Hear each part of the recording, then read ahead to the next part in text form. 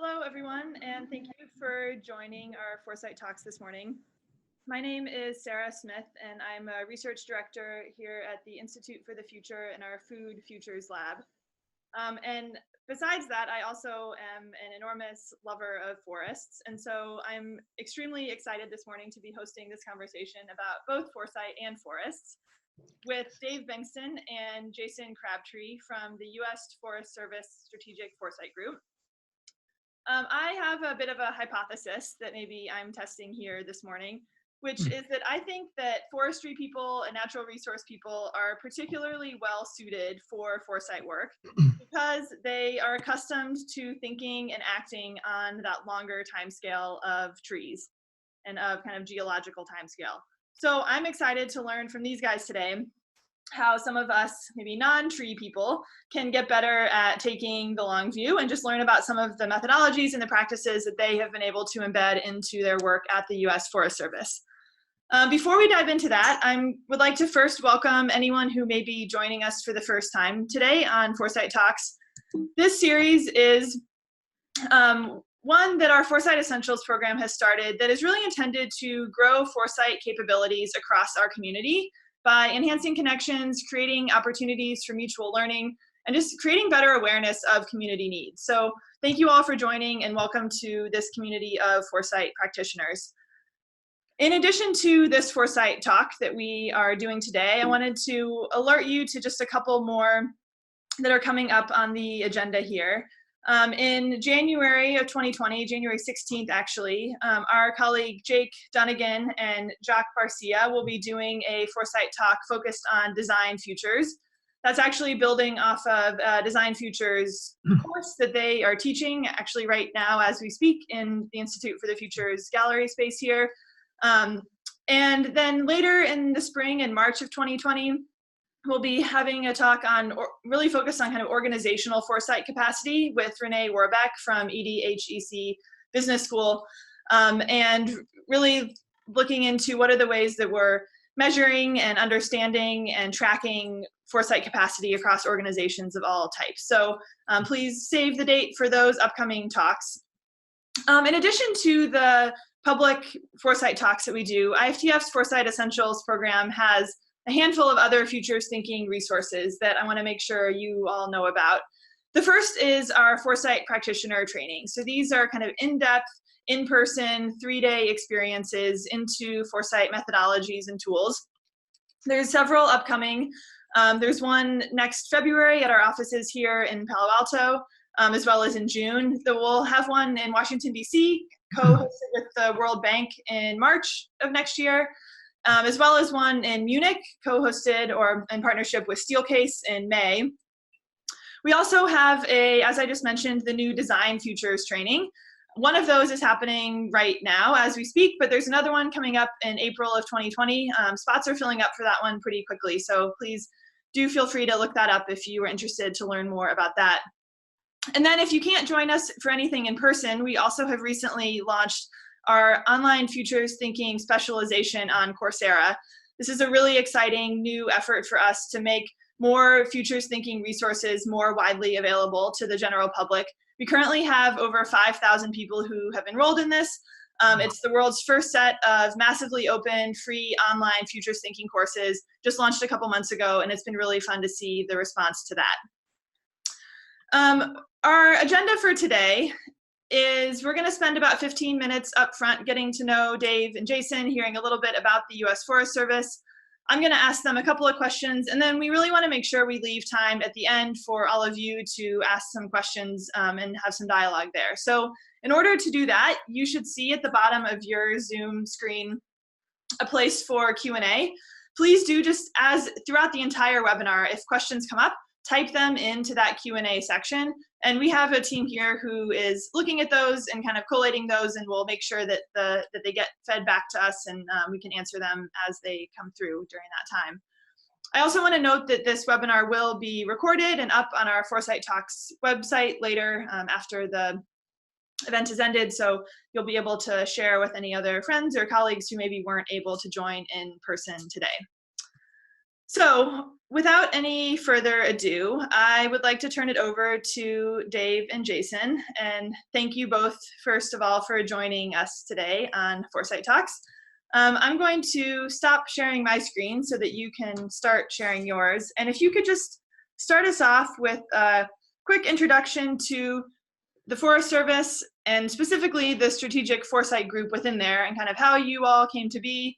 And then we'll hear a little bit more about both of your personal backgrounds too.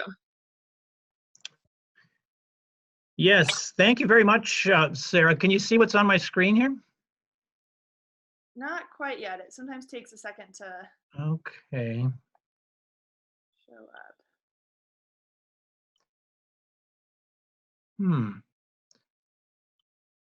Well, while that's happening, thanks very much for having us. We're really happy to be a part of this Foresight series. Let me see what, oh, here's what I did wrong.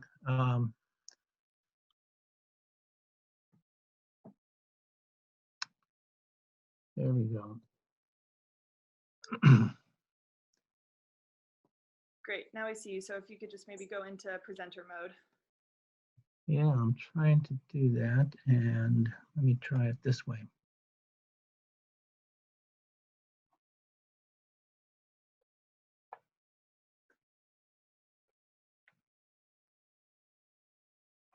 Huh, why won't it go into presenter mode? Maybe, Any thoughts on that?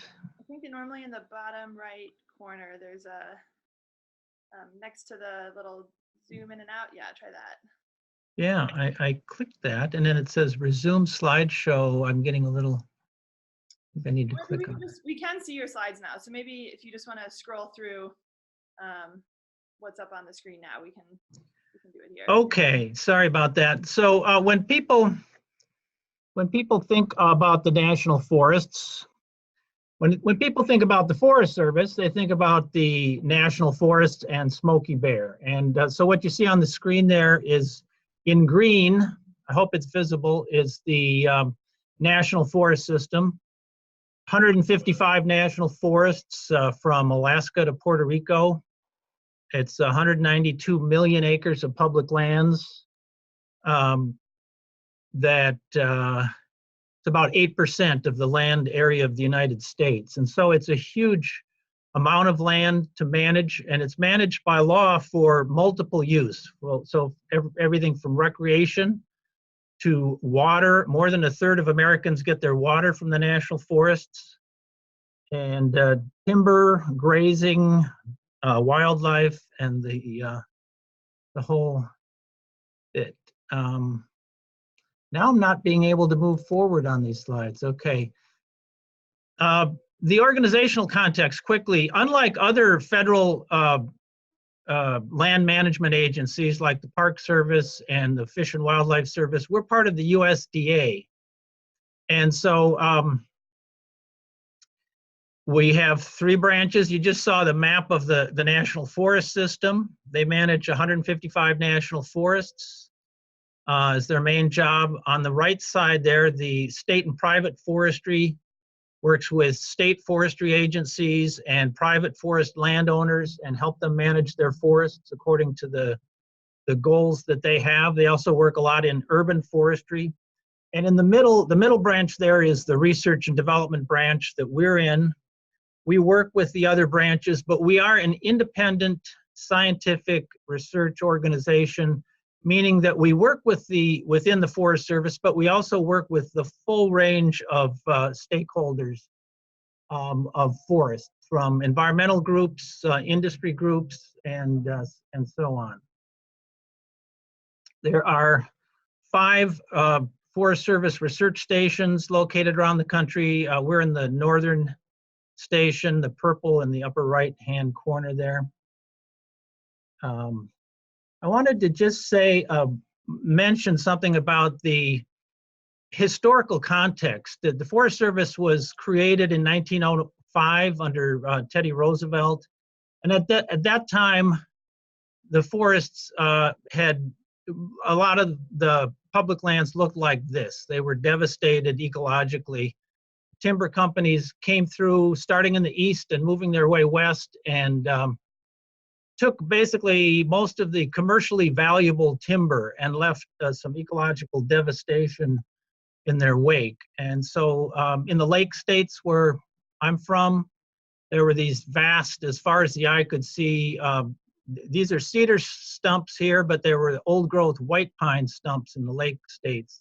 So that was great for building the country at that time, but it left a lot of problems in its wake. So fortunately, the Forest Service was part of and was created in the context of the progressive era conservation movement, which included a lot of people who were very much forward thinking, like Gifford Pinchot on the right there, Teddy Roosevelt on the left. These were people who had a rather audacious vision that these devastated forests could be managed sustainably and restored to their proper ecological functioning. So let me briefly also mention, here are the smiling faces of the Strategic Foresight Group. I've been involved since the beginning. Lynn Westfall was the project leader of the social science research unit at the station, and then she stepped down from that a couple of years ago, and we're really happy that she joined us. So she's a social scientist who is working full-time with us now. We were very happy when we were able to get some funding from the Washington office of the Forest Service to bring Jason here. He's technically an employee of the University of Minnesota, but works exclusively with us on all of our foresight projects. You'll hear more about his boot camp, 2-day foresight boot camp in a little while. And then Mike Dockery, I put Mike there even though he's now moved on. He got a faculty position at the University of Minnesota this past summer in indigenous forestry.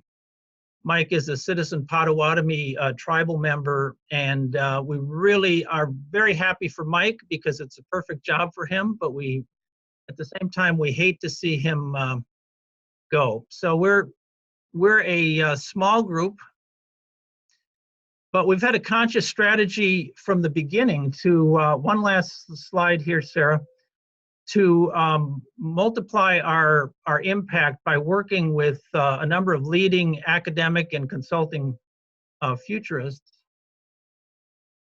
And so I'm trying to move on to the next slide. There we go.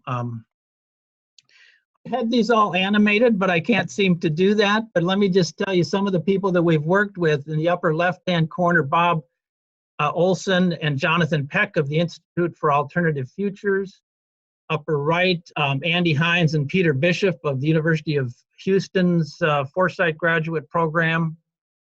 And then in the middle, Jim Dater and Aubrey Yee from the University of Hawaii program. In the middle on the right, Joel Barker and Jim Schreier, who we worked with on the implications wheel, the type of futures wheel that we do. And then across the bottom, there are many others that we've worked with. This is Professor Teppo Julio from the University of Eastern Finland, Dr. George Kubik, Michael Marion, Jemay Cascio, David Rajewski, and science fiction author Elizabeth Hand, just to name a few. So we feel like we've really been able to learn by working with these folks on a variety of projects. We've been able to really learn very effectively all kinds of different tools and perspectives on foresight, and it's been a really great way for us to learn and to multiply our impact. So that's a brief introduction. Team kind of amplified across other networks. I thank you for sharing that quote from Teddy Roosevelt. I love that from your very founding that you had kind of in your core and in your mission that the characteristic that's more essential than anything else is foresight. So that seems like a great place for us to start this conversation about how and where foresight fits into what you were doing and how you actually put that into practice in the Forest Service. Maybe for now, we can turn it over and hear a little bit from you, Jason, hear about how you ended up at the Forest Service and what it's been like to start practicing foresight in that context. Yeah, thank you very much, Sarah. So I've been a part of the Strategic Foresight Group with the Forest Service and the University of Minnesota for the last year now. Before that, I was in corporate foresight. I was an internal futurist at Disney Parks and Resorts. And before that, I was a graduate student with the University of Houston with Dr. Andy Hines and Peter Bishop that Dave just showed the photo a moment ago. It's been a pleasure, really, to join the team here. It's a very different atmosphere, as you might imagine. And I think that I might spoil it for you a little bit, Sarah, and say that your hypothesis is absolutely correct. There is much more ingrained inclination towards thinking about the future here within the Forest Service, as that Teddy Roosevelt quote is evidence of. In the corporate world, and Disney is no exception to this, it's always whatever is right in front of you that is going to get all of the resources. And there is some of that in the Forest Service as well. But the mere fact that they're having to plan a good 30 years out with everything that they do in the forests, they're much more accustomed to thinking in the long term. So that's been a real relief to be a part of that. So we're coming into the room with the different workshops that we host or introducing the concept of foresight, and it's not completely foreign to them.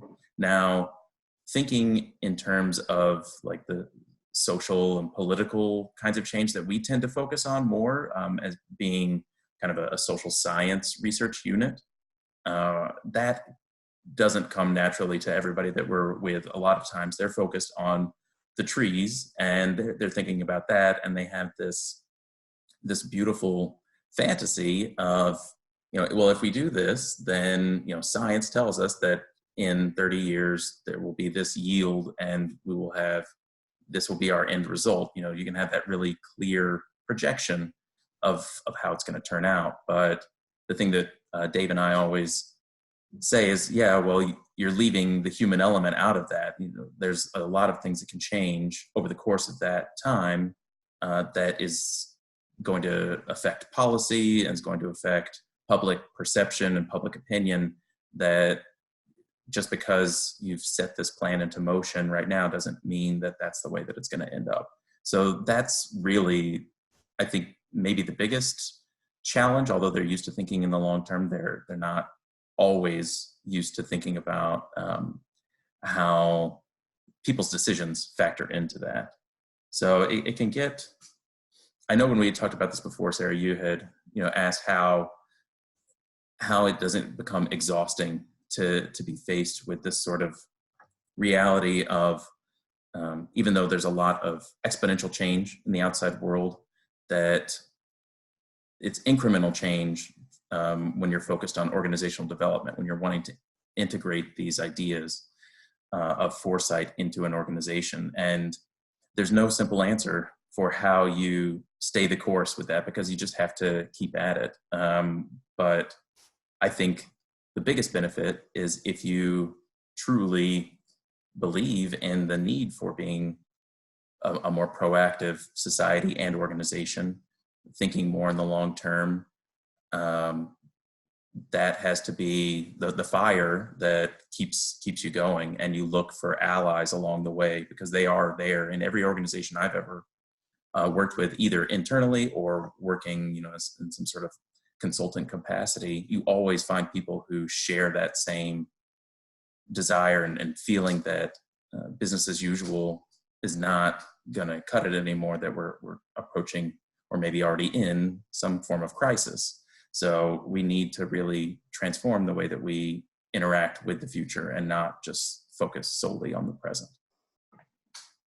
Thank you. That's great. I mean, that notion that it really does take sustained effort over many, many years to often do this kind of work isn't the short and sweet answer that people often want to hear when they're heading into a project like this. But I think it's good to set those perhaps more realistic expectations for how, especially when you're dealing with humans, which, as you just said, we're pretty messy creatures. Like, how do we actually have the patience and the fortitude to keep going in the face of like all of those challenges?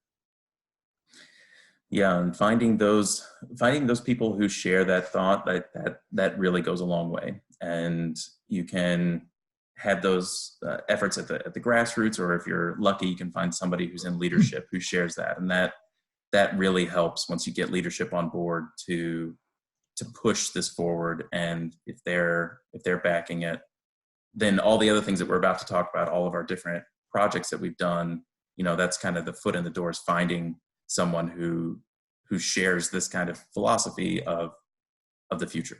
Yeah, great. All right, Dave, I'd like to turn back to you now, because you wrote a piece called How to Become an Environmental Futurist in Just 50 Years. So speaking of slow and sustained effort, everyone out there listening, it only takes 50 years to figure it out. But could you tell us a little bit more about the journey through the other social sciences that you came up in, and how you landed on foresight as the practice that you're working in now? Yeah, definitely. I've had a very long-term interest in futures. And so if you Google that phrase, how to become an environmental futurist in only 50 years, you'll find a little blog piece that I wrote that tells the full story of my journey. But it started actually way back for me when I was in high school, and we had the Futurist magazine around the house. This was in the early 1970s. And my father was a member of the World Future Society. He was a business executive and market researcher. And so I devoured those copies of The Futurist every month. And as an undergraduate, designed an individually designed degree program in future studies, which included, as one of the components, economics. And then I got interested in economics and went on in graduate school in economics and environmental economics, and got a job while in grad school with the Forest Service as a research economist. It was a temporary job, and then after a while, I found out this was the perfect job for me. So I've had the freedom to wander through the social sciences. So I started in economics, doing a variety of things, did some evaluation research, some environmental sociology and anthropology, got interested in understanding people's environmental attitudes, values, and beliefs, and got into social psychology for a number of years. And then about 10 years ago, I had this idea to go back to futures, which was kind of my intellectual early interests and roots. And I talked to my project leader and my director, and they were both extremely supportive. And they agreed to send me down to the Houston short course, that week-long short course that they have at Houston, the University of Houston. And that was kind of the beginning of getting back into futures and starting on that learning curve again. Thanks. I asked you to detail that story because I think, as you describe, foresight is a transdisciplinary social science, and we're hearing from a lot of our partners at IFTF right now more interest in kind of bringing a foresight role into an organization, and it's not always clear exactly where that should fit. And it's kind of a new set of skills or capacities that organizations aren't necessarily used to bringing in. So I think helping connect the dots between how it already relates to any work you might be doing with economists or social psychologists or anthropologists, that it really brings a lot of those things together in one practice. Right. So I first came across both of your work through a paper that you wrote using a methodology called the Futures Wheel, or the Implications Wheel. And this is a tool that I was using your paper as we taught in our foresight training, how to do this tool, which is really designed to look at kind of the cascading consequences of a certain change or event. And it was after a couple of times of using your tool as an example of how it could be applied in real life settings that I decided to reach out to you guys to learn more about what other tools you were applying and how you were doing it. So could you talk a bit, maybe we can start with the Implications Wheel and just dive into some of the methodologies that you're using and how you're using those, how you're actually integrating them into your practice, and just some of the real nuts and bolts. I think many of the people listening here are interested in the real practical pieces of how to be a foresight practitioner. So you can be as detailed and as you want on the methodology part. Yeah, well, okay, I'll give you kind of a broad picture here, and I'm going to attempt sharing the screen again and seeing if I click, it's launching. So I'll talk about some of the projects and tools that we've used, and then Jason could talk about the serious game that we developed, and also his boot camp. Now to see the web browser. It's not on the PowerPoint anymore. Why is that? There you go. There you Okay, there we go. And so if I hit, I'm sorry, I don't, I cannot imagine why this is.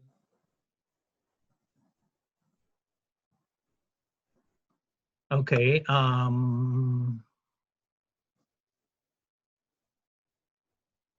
to get out of this view, what do I do? Maybe try the display. Oh, here we go. That's a little better, except that we are now, I'm going to zip all the way forward. Hey, like we said, progress takes sustained effort. All right. Okay. So one of our core projects and methods is horizon scanning. And this is something that we worked on with Andy Hines and a whole team of his grad students in Foresight at the University of Houston. We have a team of volunteer scanners, some of them students, some retirees, some Forest Service employees, some people who work for completely different organizations that have nothing to do with natural resources. And so we have a pretty diverse group of scanners. And in our online database, about more than 3,000 scanning hits now going back several years. And so it's an extremely valuable resource that informs and is used in just about all of the other projects that we do. So the horizon scanning is a core and ongoing project.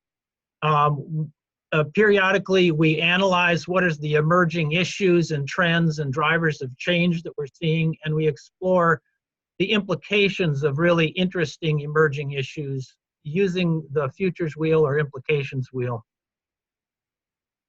So that's a core. Here's what our, just 2 scanning hits from our database to give you an idea of what they look like. One of our scanners, Nicole Zimmerman, in the top there. So that is an absolute essential piece, and it was great working with Andy Hines to help us, to guide us in getting this all set up and running. And we're still working with Andy and his students on this as well. As you mentioned, Sarah, we've done a number of implications wheel exercises.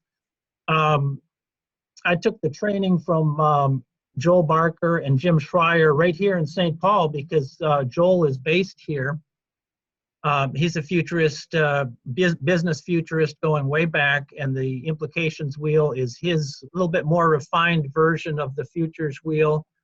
It can be conducted in person with a group of people or online, asynchronously conducted online with the software that they have. And so we've done quite a few different topics this summer. Jason and I and this Finnish professor conducted a futures wheel on abrupt climate change and the implications for forestry and beyond. And that was really interesting. That's soon to be submitted for publication. This is another one. I think this is that wheel that you had, the publication that you had seen, Sarah. Yes, it was. We also did an implications wheel on growing indigenous empowerment, growing disconnect with the environment. Jason and Lynn have one coming up on outdoor recreation. That's still on, isn't it, Jason? Yep. And so Yes. okay, thank you.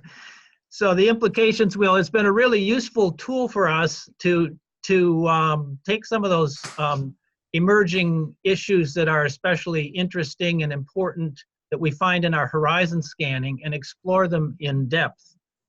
We've also done several the future of fill in the blank projects, or Jim Dater calls them the future of X projects, and he took us through his methodology for for doing that. He was extremely generous with his time, and we looked at the future of forest-based nanomaterials, which is a really interesting area. When you break wood fiber down to the nanoscale, a billionth of a meter, it has completely different properties, and you can do so many amazing things with it, from in electronics and automotive components and many things.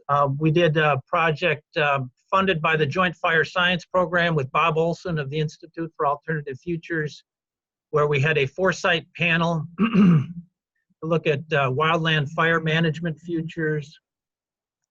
Some that we're thinking about, and well, more than just thinking about, but the future of outdoor recreation, Jason and Lynn are working on. And I've had a long-term interest in looking at the future of wilderness, and that's something that I really would like to pursue. We've done some scenario planning. This was some scenarios developed for the North American Forest Commission, so Mexico, the US, and Canada. Mike Dockery, our former member, developed did a participatory scenario planning exercise with tribal members. That hasn't been published yet, but that's a really interesting study of scenarios of climate change from a American Indian perspective. I see that this one goes out to the year 2090. What is the Yeah. common time frame that you all are working on when you're doing forecasting efforts? Well, yeah, 2090 for foresters, that's not really looking out all that far. But from the standpoint of policy making and management and decision making, that's looking out quite a ways. So generally, we don't look out that far to 2090 in our foresight work. So we're kind of put to shame by the silviculturalists and foresters who look out 100 years or more sometimes. Yeah, I think the work that I've been doing around the outdoor recreation, we've been looking out to 2040. Yeah, And the 2030. oh, go ahead. No, go ahead. I'm sorry. I was going to say the other piece I wanted to follow up on there was some of the more participatory processes that you use. There's obviously a handful of names listed as actual authors on this paper, but I know that many of your processes and the implications wheel and the ways that you do this invite in many, many more voices. And you've talked about the importance of the diversity of voices as part of that process. So could you say a bit about how you incorporate that wider, diverse group, and what does participatory foresight mean to you guys? Well, I'll take a quick shot at that and then let Jason answer as well. But we found that especially in the implications wheels, if you don't have a diverse group, your findings will just be impoverished because you need all of those perspectives. And if you have just a bunch of scientists, especially white males, middle-aged scientists like me, you won't get really rich results. The very first futures wheel that I facilitated, we had a mix of people in the room, and there was, in particular, there was an American Indian woman who was a part of it, and she brought up implications that no one else was thinking about. So it was really critical to have that that perspective there. Jason, any thoughts on that?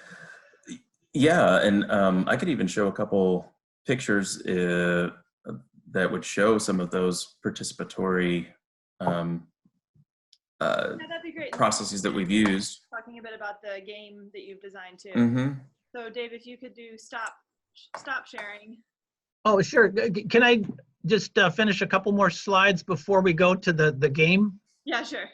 Because in addition to the scenario planning, we've done a number of thought pieces and synthesis articles To me, that's a really useful way to get a handle on a wide area. So this was actually the first thing that I published in Foresight with Peter Bishop and George Kubik.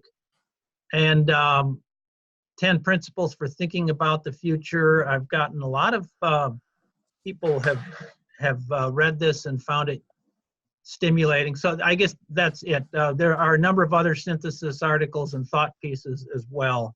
But so I'll stop sharing and let Jason talk about. There we go. There's Okay. definitely a good list of follow-up reading for everyone to look up.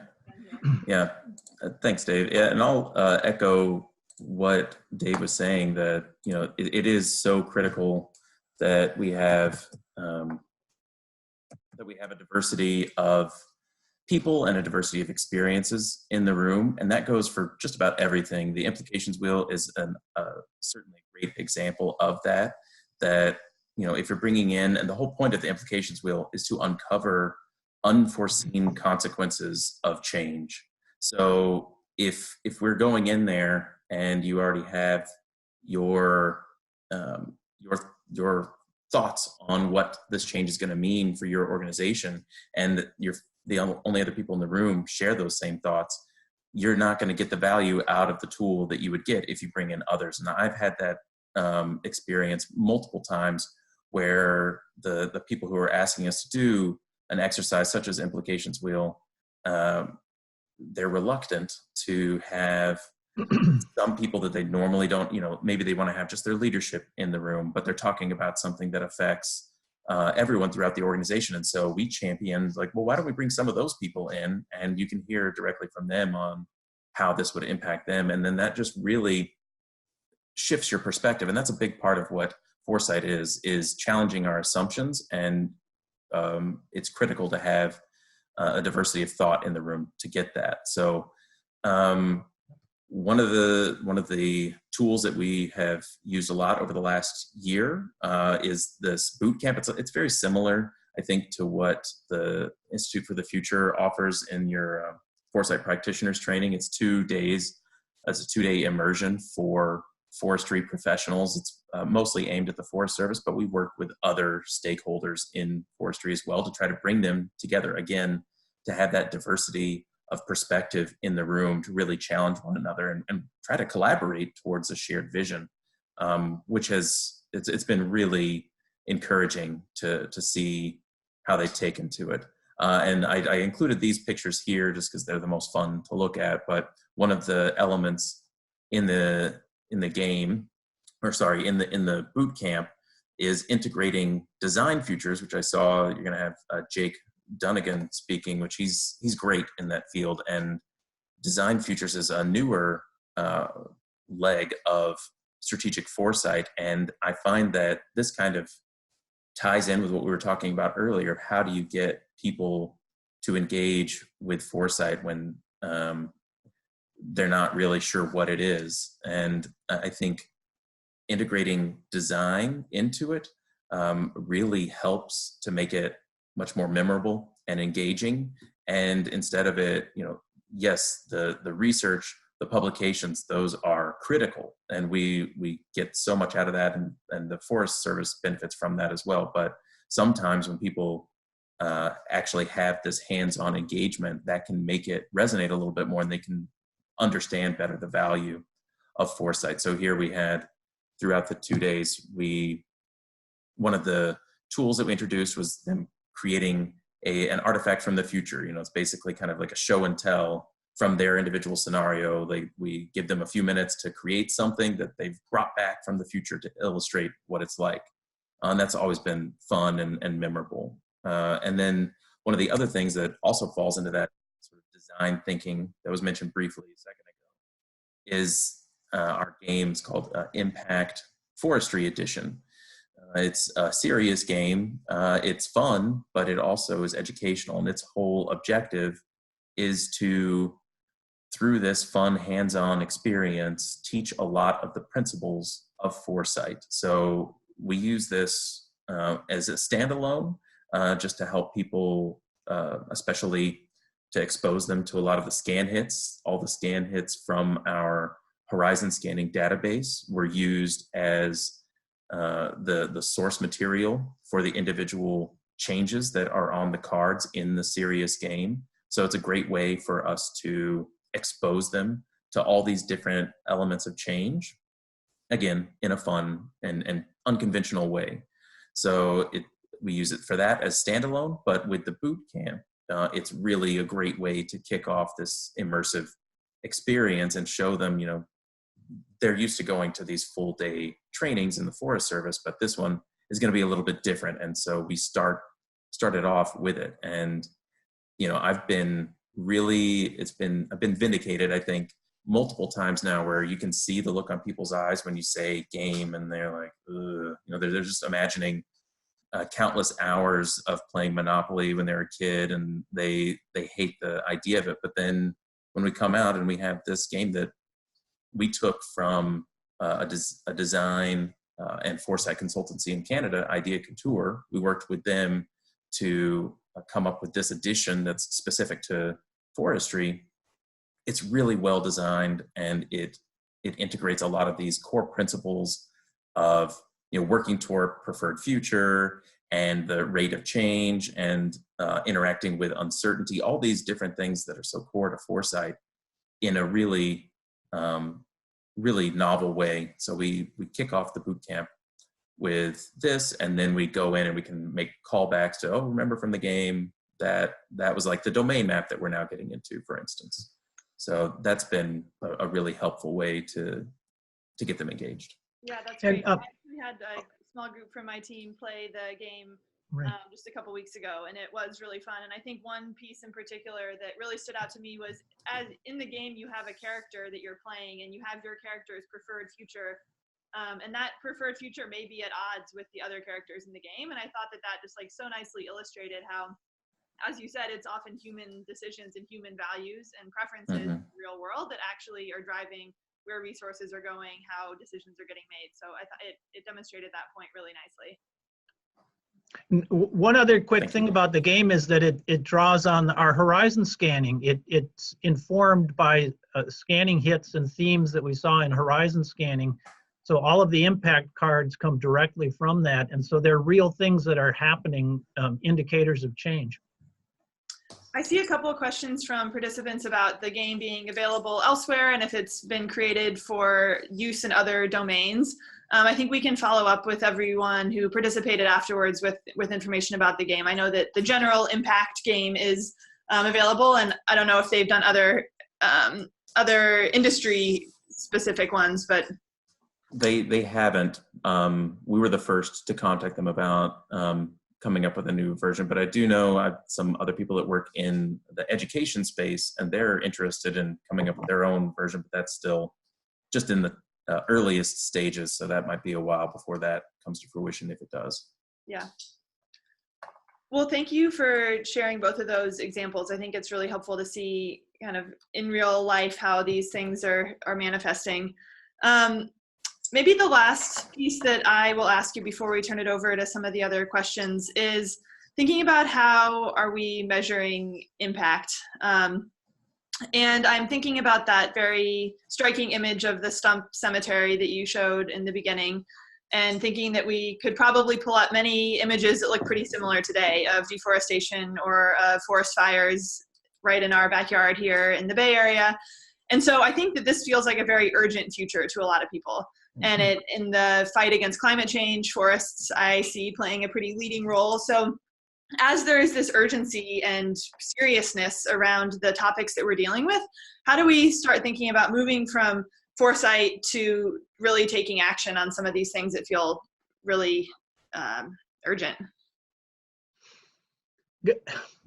Good question. I'll just take a quick crack at it. It's very difficult to measure the impact of foresight and to take it from, and especially in our case, we're in the research branch of the agency. We're a research unit. Our mission, our job is to identify important research problems, figure out how to address them, do the research, and to publish it, and then to go talk about it at research conferences. So we're in our little research bubble, and it's really hard to get out of that. That's partly why it's so great having Jason with us now, because he has a different background, and the boot camp and the game are ways that we can reach a much broader range of stakeholders, forest planners, managers, policymakers, as well as the full range of folks who care about forests,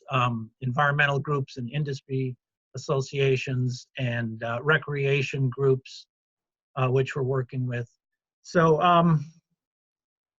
you know, I mean, in research, we have this very simple approach to measuring our impact, which is the number of times a paper is cited and maybe the impact factor of the journal, but that's not very helpful in the broader context. So, Jason, any thoughts about that? Yeah, I think just like you said, Dave,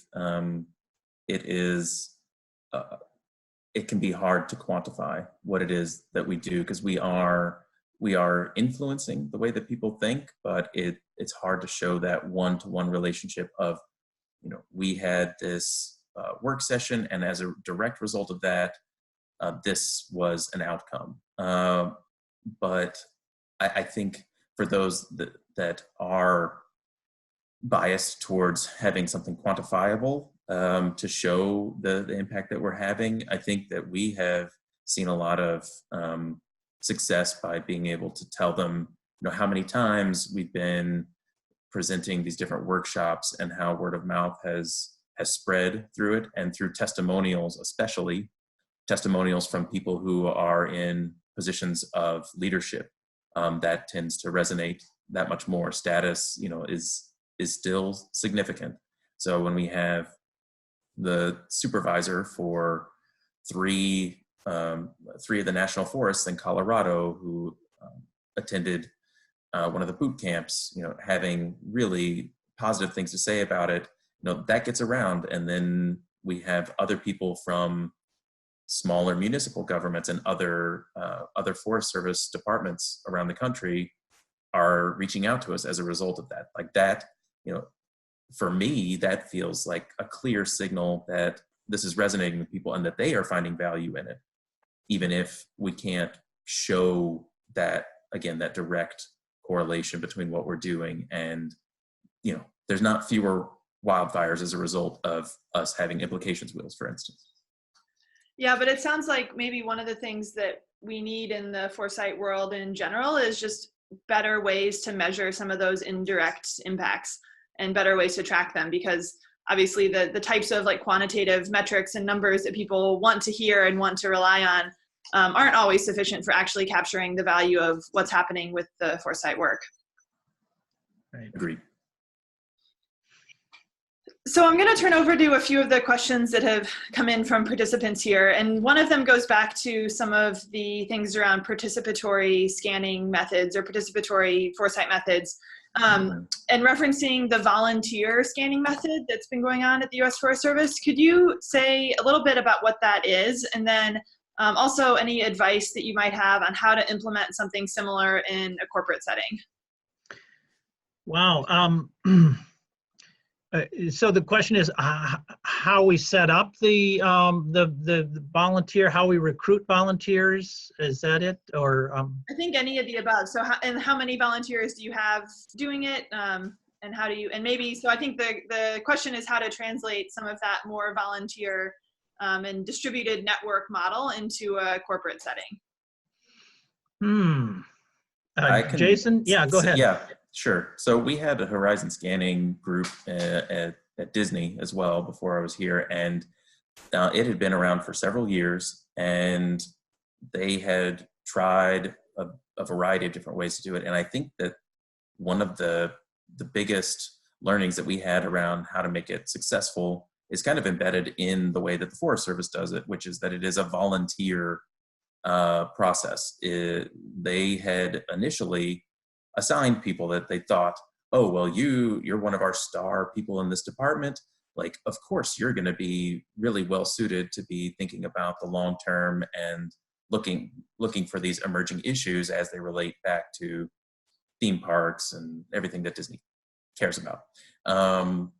and that didn't work. When you assign somebody to do it, it does not work nearly as well as if you just find these curious minds, find these people who naturally are inclined to want to know about these things, even even if they weren't putting it into this database. Like, they are curious and they want to think about how change could be impacting the world.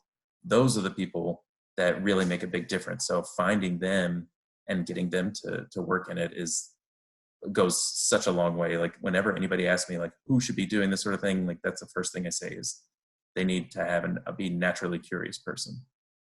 Yeah, I think we've found that there are some of our scanners who just do this naturally, and they are so effective at finding really important early indicators of change and then posting those to the database. And then some people never quite get the hang of it, and they're in the scanning, they're a volunteer for a while, and then they sort of drop out. But every time I go to at any type of audience to speak, when I'm talking about the Horizon scanning system, I always put out a call for volunteers at the end of it, that if you're interested, contact me and we'll get you going as a volunteer. And we have an instruction book that we developed for the volunteers.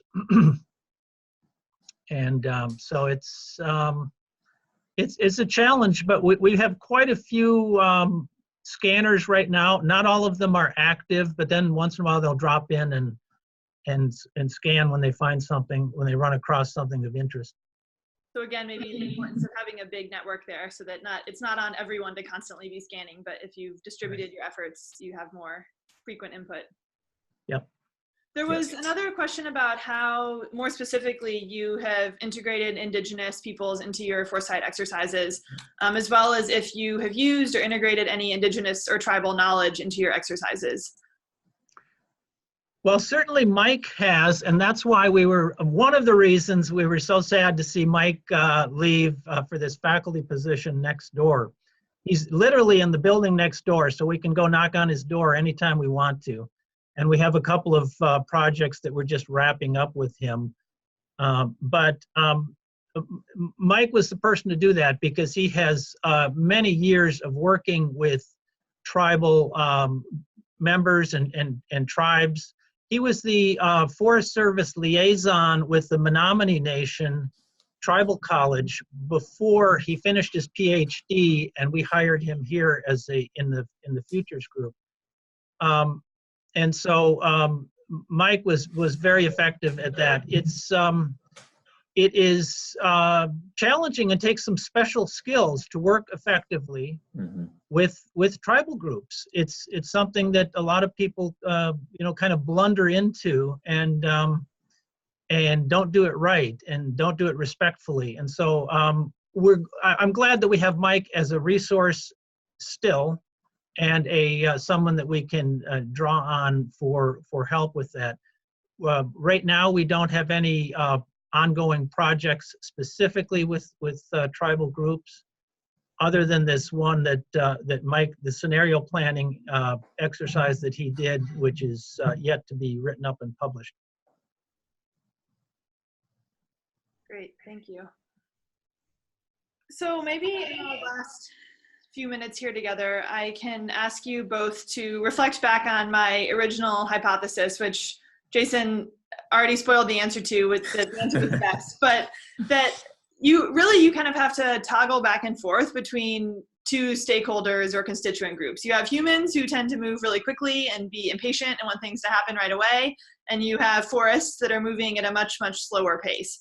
And so I think a lot of the work of Foresight is doing that kind of toggling back and forth between different timeframes. And I'm wondering, how do you think about moving between those two different paces of change? And I really see it in service of helping us fast-paced humans be able to slow down and take that little bit longer, slower view. Yeah, I think in our case, maybe we're unique in this, that it really isn't as much of a challenge as it is in most organizations, because we're working with a lot of people who have that long-term perspective. And, you know, Gifford Pinchot, our first chief of the Forest Service, one of his big expressions was that we should manage forests for the greatest good, for the greatest number in the long run. And so he had that long-term perspective, and it's just built into forestry and natural resource management. So that it hasn't, that toggling back and forth between the shorter term perspective. There is that. There's a planning cycle within the Forest Service. There are, you know, operational concerns that have to be dealt with on a short term, but in general, there's kind of a longer term perspective. Yeah, I think the challenge that I think comes up frequently, I maybe mentioned a little bit earlier, but that there is this long-term thinking that's already ingrained, but I think that you almost have to dismantle a little bit of that, because some of that long-term thinking is built into their assumptions about, like, if we do this now, then the end result is going to be this 30 years later. And we're there to say that the future is much more uncertain than that. And so even though they're used to thinking in the long term, which is good, some of our audience can have their preconceived notions about what the future is going to be that we have to work against. I think so. One of the ways that humans often work against those preconceived notions is through more creative storytelling. And early on, you mentioned some collaboration or work with science fiction writer Elizabeth Hand. Can you say a little bit more about how what are some of the other ways that you've tried to, or I guess first of all, how have you worked with her? And then how do you think that kind of storytelling or science fiction fits into foresight work? Well, my view is it's critical, and that foresight work is part science, part rational, and it's a very big part imagination and creativity. And so I noticed several years ago, I used to get the Horizon Scanning newsletter from the Foresight group in the U.S. Marine Corps. And that was really fascinating, because those guys, they were like outside the box thinkers.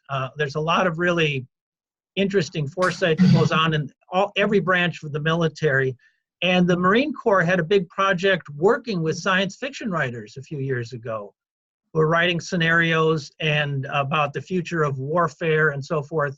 And so Elizabeth Hand was one of our foresight panelists on our future of wildland fire management project with Bob Olson. And she was, even though she's she's published many books and short stories, and she's a prolific author, she had no work in future studies or foresight, but she was one of the best contributors to that foresight panel. She kept up with all the futurists and had so many creative ideas. And so when having an opportunity to work with someone like that was just really great. And afterwards, she wrote she had published a little book titled Fire, which is a collection of her recent short stories, including one about wildfire. Huh, cool.